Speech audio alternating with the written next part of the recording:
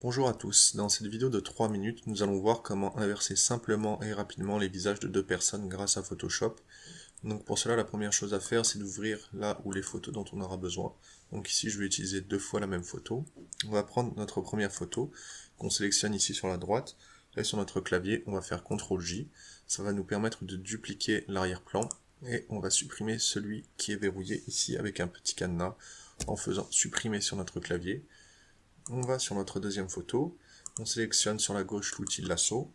En maintenant la touche Alt de son clavier enfoncé et en utilisant la roulette de sa souris, on peut zoomer sur le visage de la personne, qu'on va comme ceci découper. Voilà. Ensuite je fais CTRL-C, ça me permet de copier le visage. Je vais faire CTRL-V pour le coller. J'utilise l'outil flèche ici pour le déplacer. Encore une fois, je vais faire Alt et la roulette de ma souris, et je vais jouer ici sur la droite avec l'opacité que je vais mettre à peu près à 60% pour m'aider à positionner le visage. Sur mon clavier, je fais CTRL-T, ça me permet de convertir l'objet. Je vais ensuite jouer avec cet objet comme ceci, et le but c'est de faire coïncider le nez avec le nez, la bouche avec la bouche, les yeux avec les yeux, comme ceci. Voilà. Une fois que le résultat me convient, je remets l'opacité à 100% et j'accepte ici avec la flèche. Je me repositionne.